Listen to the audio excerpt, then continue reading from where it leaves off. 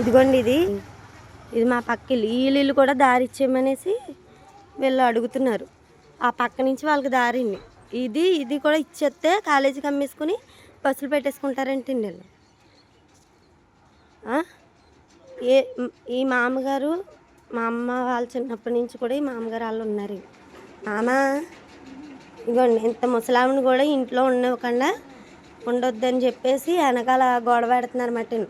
కోర్టులో లాయర్లు అన్నా సరే ఎవరన్నా సరే ఇక్కడికి వచ్చి ఒకసారి ఎన్ని సంవత్సరాల నుంచి ఉన్నారు, వీళ్ళు ఎన్ని సంవత్సరాల నుంచి ఉన్నారు, వాళ్ళు ఎన్ని సంవత్సరాల నుంచి ఉన్నారని అడగాలి కదండి. ఒకసారి అందరినీ కనుక్కుని అప్పుడు న్యాయం తేల్చాలండి. ఏదో కాగితాలు ఉన్నాయని రాసేయడం కాదండి. అమ్మా మనం ఇక్కడి అదే మా అమ్మ వాళ్ళనగా మా తాత వాళ్ళనగా మీరు అనగా ఇంట్లో ఎన్ని సంవత్సరాల నుంచి ఉన్నారు, ఎప్పటి నుంచి ఉన్నారు? మా తాత ఉన్నాడా? అమ్మ పెద్దనా నువ్వు చెప్పు కూర్చో.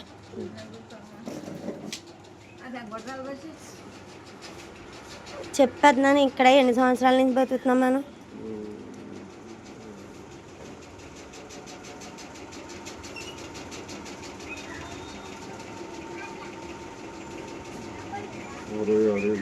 అరవై 66 ఏళ్ళు. వాళ్ళు ఎప్పుడు వచ్చారు పెద్దనా? 50 ఏళ్ళు. అంటే ముందు మీరే ఉన్నారు, మనమే ఉన్నాం. ఉన్న తర్వాత ఆశ్రమం పెట్టి స్వామీజీగా చేరి వాళ్ళందరినీ 10 కుటుంబాలను ఇల్లు తీసేయాలని అతను దావా చెప్పాడు.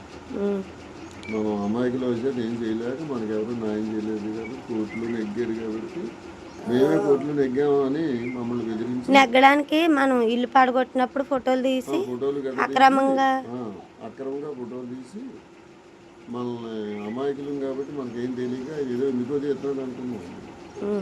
అతనికి ఆశ్రమం కూడా మనం వీటిలో అందరూ సందాలు వేసుకుని కొనిచ్చాడు. అతను అది దాన్ని అసలుగా తీసుకుని ఇది అట్టుపళ్ళు అమ్ముకున్న వాళ్ళు మంగళ్ళు వీళ్ళందరూ లేబర్ ఒకటి చేత వీళ్ళు ఏం చేస్తారులే అని అతను దావా పెట్టాడు.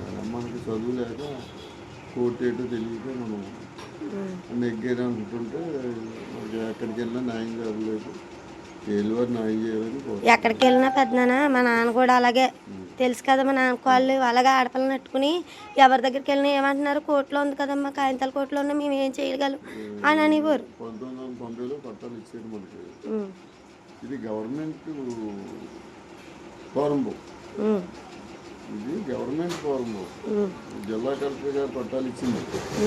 దాన్ని దొంగ పట్టా కింద సృష్టించి మనల్ని మోసం చేసి గవర్నమెంట్ నమ్మించి మనం తీయించాలని ప్రయత్నం చేస్తున్నారు వీళ్ళు.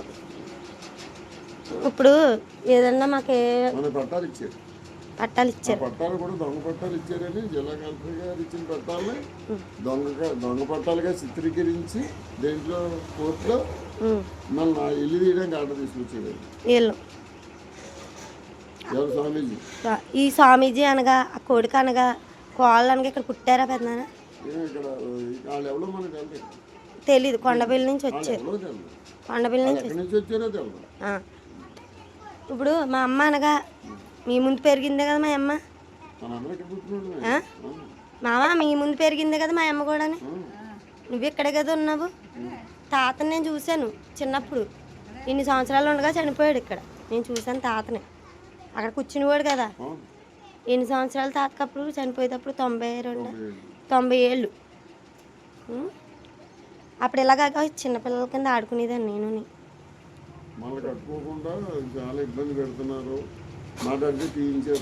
మా ఇంట్లోకి ఎన్ని అడుగుల పాము వచ్చింది పెద్దనా?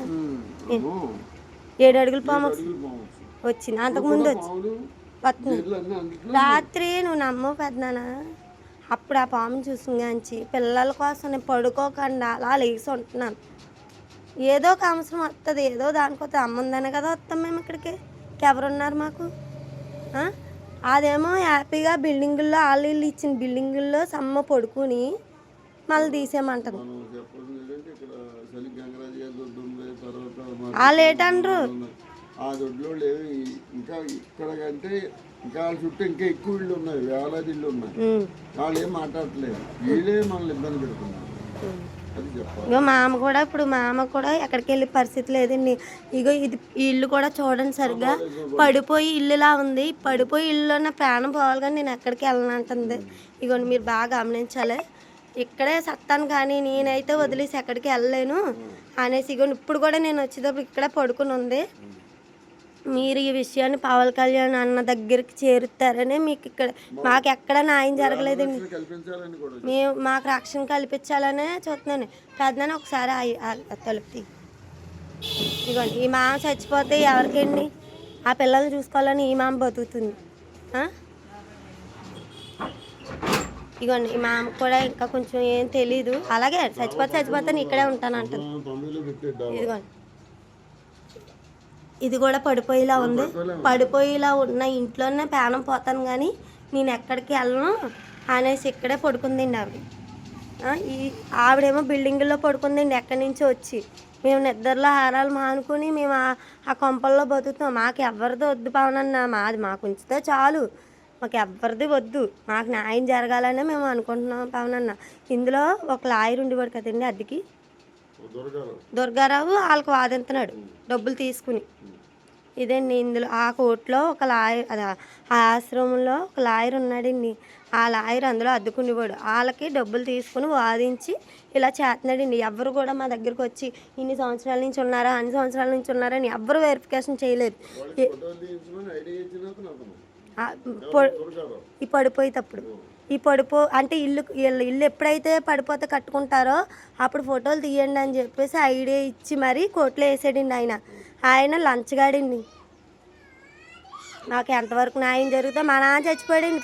పోరాడి చచ్చిపోయాడు. ఏ పెద్దనాన్న ఆ రోజు స్టేషన్కి వెళ్ళాక కదా మా నాన్న బ్యాంక్ పెట్టేసుకున్నాడు. ఏమన్నారు?